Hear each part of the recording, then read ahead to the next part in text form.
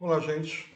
Vamos reiniciar o nosso trabalho de mecânica geral, iniciando no capítulo 2, conforme nós já discutimos anteriormente. Nesta sequência que nós vamos estudar, esse capítulo 2, a gente vai ver estática da partícula, introdução à, à estática da partícula, resultante de duas forças, vetores, adição de vetores, resultante de várias forças concorrentes. Posteriormente, eu resolvo para vocês, aqui nos slides, mostro para vocês o problema resolvido 2.1 e o 2.2. Voltamos às componentes retangulares de uma força, com vetores unitários. Adição de forças pela soma dos componentes. O problema resolvido 2.3, equilíbrio de partículas, diagrama de corpo livre, o problema resolvido 2.4 e 2.6 e componentes retangulares no espaço. E nós terminamos o capítulo 2 com o exercício 2.7.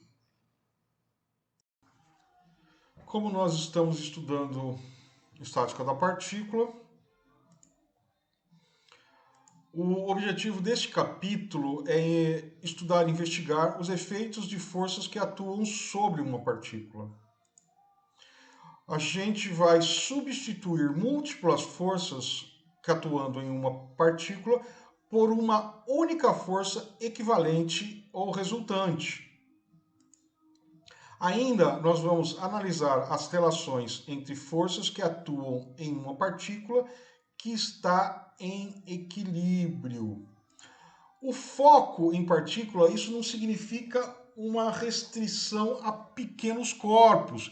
Significa que o estudo é restrito a análises nas quais o tamanho e o formato do corpo não afetam significativamente a resolução do problema. Nesses casos, todas as forças que atuam sobre um dado corpo podem ser consideradas como tendo o mesmo ponto de aplicação. Ou seja, esse corpo ele pode ter algumas dimensões muito maiores, como por exemplo uma viga, uma estrutura maior.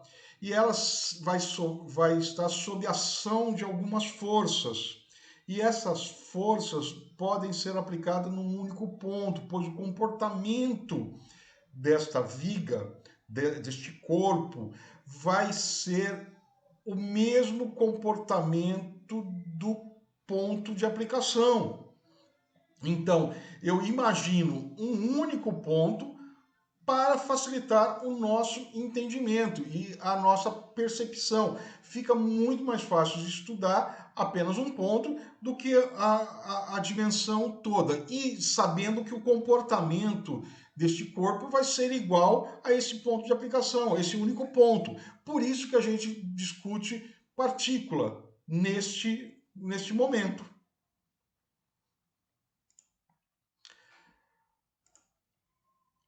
Essa figura aqui mostra um único ponto, esse ponto A, com uma força atuando neste ponto. Esse ponto pode significar um corpo maior. Então, este é o ponto de aplicação neste corpo maior. Então, é uma representação, uma idealização. E força é essa flecha, essa seta em vermelho aqui, ela está representando uma força. E força é ação de um corpo sobre o outro, caracterizada por ponto de aplicação, caracterizada por seu ponto de aplicação, sua intensidade, sua direção e o seu sentido. Isso significa o quê? Que eu estou aplicando uma força sobre este ponto aqui. E essa força tem uma intensidade de 10 newton. E ela tem uma direção, esta direção aqui. E o sentido é o sentido da seta que nós vamos ter. Então, isso daqui é uma representação gráfica de uma força que ela tem uma intensidade de 10 newton. Essa seta é uma representação gráfica.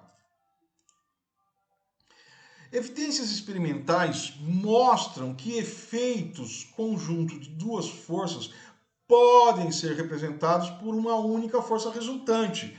O que significa, o que eu acabei de dizer aqui? Que essas evidências experimentais diz o seguinte: se eu tenho forças sendo aplicadas neste ponto A aqui, este ponto A vai ter o comportamento que o mesmo comportamento dessa força mais essa força aqui, ou o comportamento de uma única força aplicada nesse sentido aqui, desta forma aqui, com a intensidade deste vetor aqui.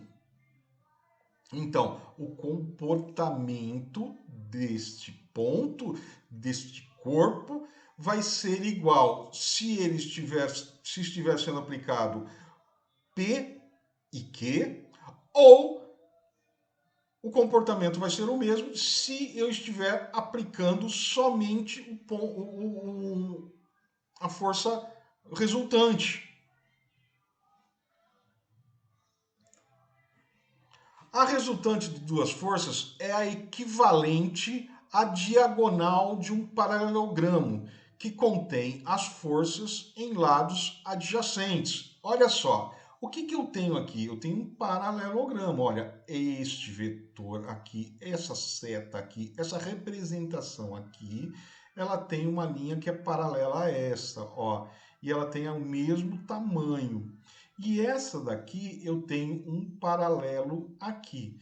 E eu traçando daqui até aqui, isso daí vai ter uma representação. Eu posso resolver graficamente este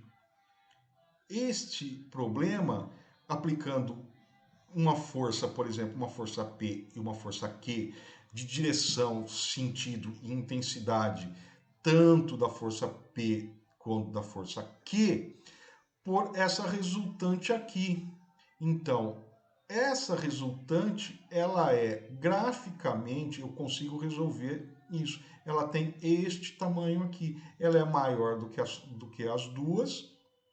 essas duas forças e tem essa intensidade, esse tamanho, essa direção e o sentido que a seta está me mostrando.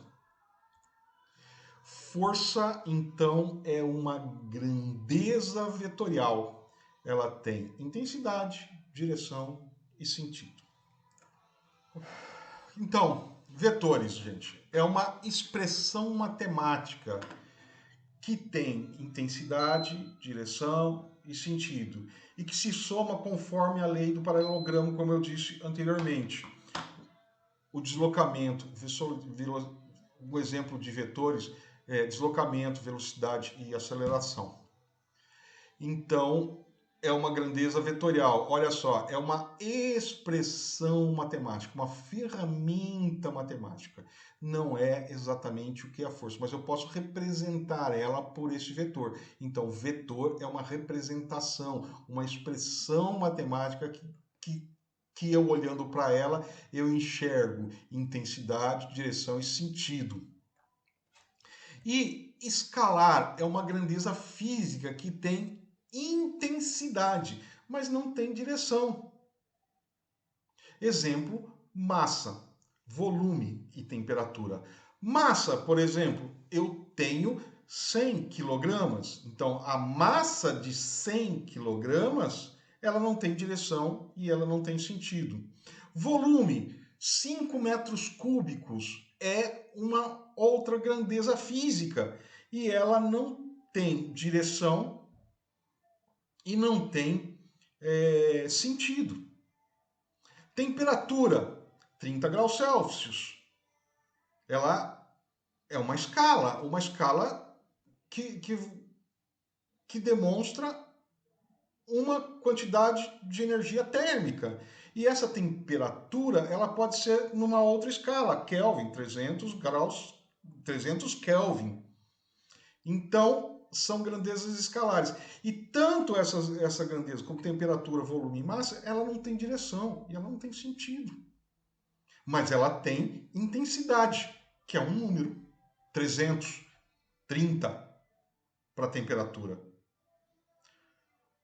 3 metros cúbicos, 15 quilos, isso é um escalar. Vamos continuar o estudo de estática das partículas, onde a gente vai entender a classificação de vetores. Isso vai ser muito importante para os próximos capítulos, principalmente o capítulo 3, onde nós vamos utilizar bastante esse conceito. Essa classificação de vetores, a gente pode começar com vetores fixos. Esses vetores fixos têm pontos de aplicação bem definidos e não podem ser deslocados sem que altere a condição desse problema. Então, esses vetores eles não podem mudar de lugar, senão ele vai alterar o problema e não vai ter o resultado esperado. Outro tipo de vetor, outra classificação de vetor, são vetores livres, que podem se mover livremente no espaço sem que se altere as condições do problema. Isso daqui vai ficar bem claro quando a gente utilizar no capítulo 3, quando a gente falar de alguns vetores, o vetor momento, por exemplo.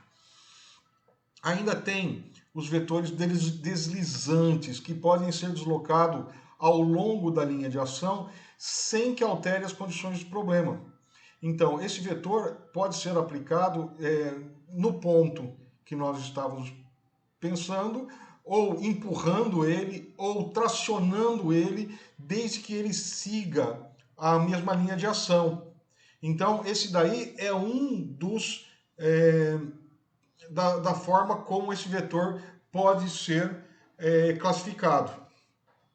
Além dele, tem vetores iguais. O que seriam esses vetores iguais? Como esses daqui que estão na nossa tela. O P ele é igual a esse outro vetor P aqui, porque ele tem a mesma intensidade e tem a mesma direção e o mesmo sentido.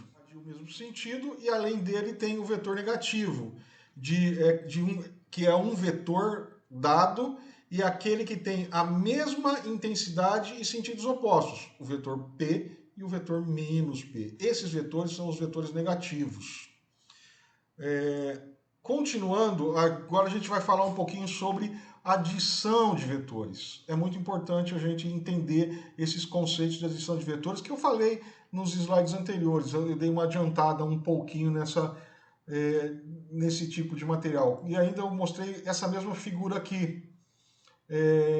E na adição de vetores, a gente pode utilizar a regra do trapézio, bem como a gente pode utilizar na soma dos vetores a regra do triângulo. Vamos lá, eu vou deixar esses dois aqui, vamos ver. A regra do trapézio, ou do paralelograma, a gente forma um paralelograma como este vetor aqui, ele tem esse mesmo tamanho aqui, ele é paralelo. E essa linha aqui, ó, ele começa na ponta desse outro vetor. E eu traço com a mesma intensidade, o mesmo tamanho desse vetor aqui. Este outro vetor aqui, eu arrasto ele para esta posição aqui e ele tem a mesma intensidade, o mesmo tamanho.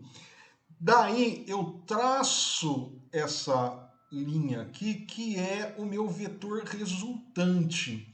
Esse vetor resultante significa que este vetor resultante aqui, ele atua no ponto A e o resultado, o comportamento deste ponto A vai ser o mesmo de eu aplicar o P e Q ou P mais Q.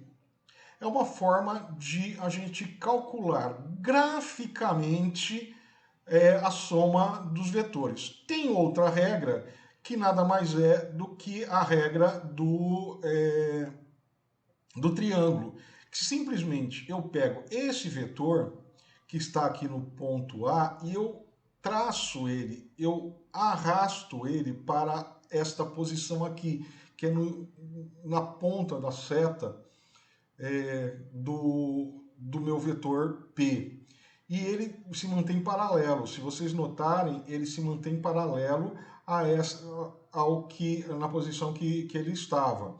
E daí eu traço a reta ligando o ponto A até a ponta do meu vetor Q. E eu tenho a resultante.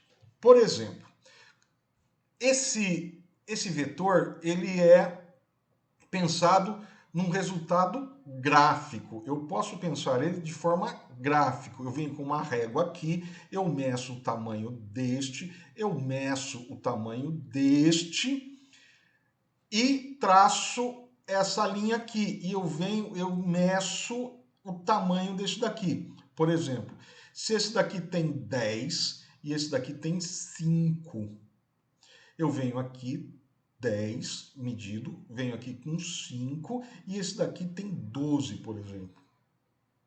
Então eu venho aqui a intensidade de P e Q, eu medi com uma régua, eu criei graficamente esses vetores e consegui fazer o cálculo desse daqui. O anterior, na regra do trapézio, é a mesma coisa. Então, esse daqui, ó, P mais Q, ó, é Q, e eu arrastei o vetor P para a ponta de Q. E tracei o vetor P mais Q e obtive o mesmo resultado. Eu mensuro, eu meço e eu meço. Isso daí vai ser uma forma gráfica de você calcular o vetor. É uma forma de se calcular esse vetor. Normalmente, a gente utiliza outras formas para entender ele analiticamente. E analiticamente, eu tenho, por exemplo, a lei dos cossenos, que a resultante ao quadrado é igual a P ao quadrado mais Q ao quadrado menos 2P e Q cosseno de beta, cosseno de B. E a resultante e o que eu estou dizendo aqui, a resultante é P mais Q. Tá ok? Regra do cosseno e eu tenho essa resultante aqui. Tem outra lei, que é a lei dos senos, que é esta lei que nós temos aqui. Eu tenho o seno de A mais sobre Q, que é igual a seno de B vezes sobre R, que é igual a seno de C e P. Se vocês forem lá no livro de segundo grau de vocês, vocês vão lembrar dessa lei dos cossenos e leis dos senos. Tenho certeza que o professor de matemática de vocês, lá de segundo grau, ele explicou direitinho como funciona essa lei dos cossenos e leis dos senos. Vamos aqui adiantando, indo um pouquinho mais para frente, a adição de vetores é comutativa. O que significa ser comutativa? Significa que P mais Q é igual a Q mais P. Não importa a ordem dos fatores aqui, da ordem dos fatores P e Q, que é igual a Q e P. Bem, gente, P e Q são valores desse vetor, são tamanhos desse vetor, são intensidade desses vetores. Então, o que vocês estão somando aí, esse P e Q são números que representam um vetor. A subtração de vetores, como que a gente pode imaginar a subtração de vetores? Olha aqui, eu vou mostrar a regra, essa regra para vocês aqui. Ó. Eu tenho o vetor P e o vetor Q. O vetor P menos Q é esse daqui, e o vetor menos Q é o vetor de mesma intensidade, mesma direção e sentido contrário. E aí eu tenho um vetor resultante diferente daquele que seria a soma dos vetores.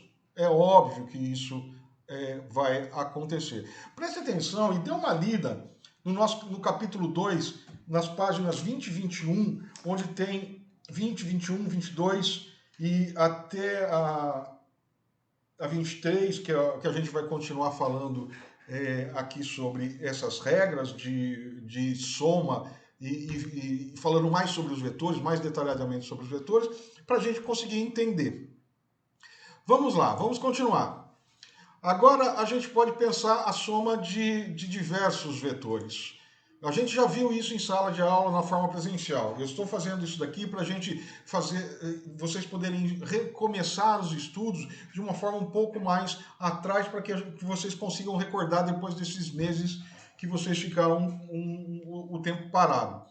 A soma de 3 ou mais vetores por meio de adição sucessiva das regras do triângulo, por exemplo. Eu tenho aqui o vetor P, Q e S. Então, o que eu posso fazer? Eu posso traçar o vetor Q e S e obter a resultante Q mais S. Aí, posteriormente, eu posso pôr o vetor P e obter o vetor P mais Q mais S. Dessa forma, eu consigo fazer ele sucessivamente. Ou a regra do polígono que vocês acabaram de ver aqui nesse slide. Conforme o anterior, a regra do polígono, a regra do polígono, intensidade. Olha, P, Q e S. E aí o vetor resultante é esse daqui. Se vocês olharem, este vetor aqui, ele é igual a este daqui. Formas diferentes de calcular graficamente esse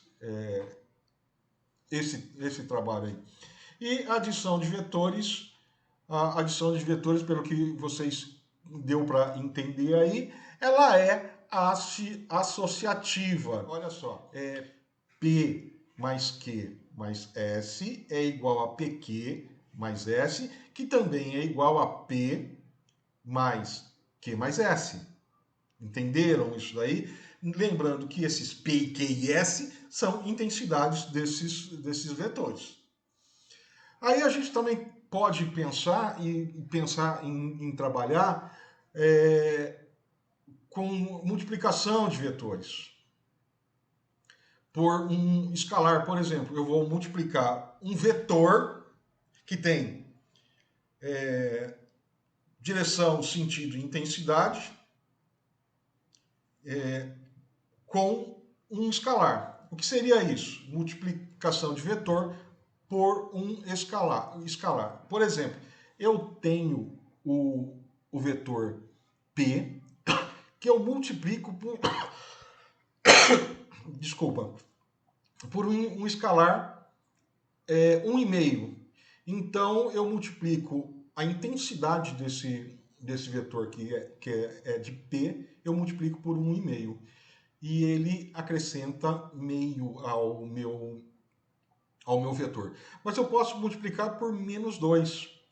Além de ele se tornar maior, ele vai mudar não a direção, mas somente o sentido.